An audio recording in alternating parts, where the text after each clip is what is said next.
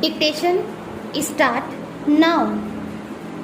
Sir, no government, no party has any magic solution to those problems, and these problems are going to be with us. The problems of reviving economic growth, the problem of massive unemployment, the problem of resource mobilization, the problem of savings, investment, etc. The problem of energy, the problem of shortage of power, electrical, hydro and other forms of power, not the political power, for there is no shortage of political power, but there is a shortage of this power where every scheme of areas, every project of areas, almost every unit of enterprise is a road blocked because of the shortage of power and energy. The problem is of finding a happy combination between hardcore economic policies for economic revival with distributed justice, with constraint on the growth of the kind of economic activity which would deprive merit, how to find this balance and how to revive the economy.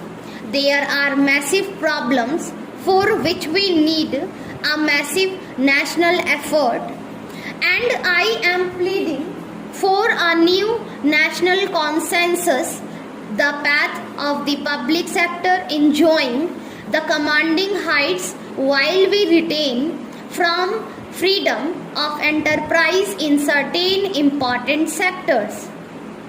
Sir, the President has also in his speech mentioned the international situation, although in somewhat subdued terms because of the gravity of the situation. There is no doubt that the international situation is grim. The psychology of the Cold War is again gripping the big powers. Sir, we have had an occasion to discuss certain developments on our borders. Afghanistan and Pakistan, and I have spoken on them at length, and I do propose to repeat those things, but I would like to submit three major factors in the international situation at present, positive and negative. Only when we understand these can we evolve suitable responses also. One is the problem of adjustment to the realities of the new situation. The new situation is that at one time we saw one power or one set of power dominating the seas, dominating the pathways, and now another set of powers have arisen with an equal measure of power. To find adjustment and harmony is one of the major problems.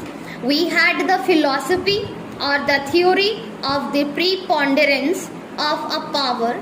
We had the theory of sufficiency, of superiority, and we had the theory of sufficiency of power here. My good friend, the agricultural minister, is here.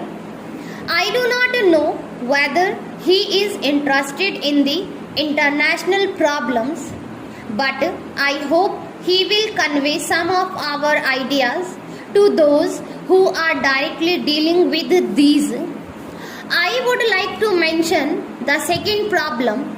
It is also a negative one, if I may put it in this kind of glitch, that the power of the powerful is increasing at a fantastic rate, and that the distance between it and the other is increasing sharply. We have seen the experience of the UNIDO conference, which is taking place these days, how difficult it is for the international community to work towards a new international economic order because the powerful do not find it in their interest to agree to a new international economic order which would be more just, and that makes it necessary for us persistently for that reason to concert forces with all other similarly situated countries to work for a new international economic order. But the third factor which I will mention, and which is positive factor, is that the power of the powerful may be increasing at a fast rate, but there are limits to the use of that power. You have enormous weapons, you can destroy the world many times over, but you cannot use these weapons. The balance of terror has given leverage to less powerful countries, those countries who may not be a large power like India and others, to come together, to work together, and to exercise more leverage. And finally, sir, I would like to say that there is an immediate problem for this country, because for the first time we are being encircled. There is the US, China, Pakistan combined, whatever may be their calculations for the rest of the world. And I know that at least the United States is worried, is bothered, is concerned about the Gulf more than anything else, about the Middle East, about the oil, and so on and so forth.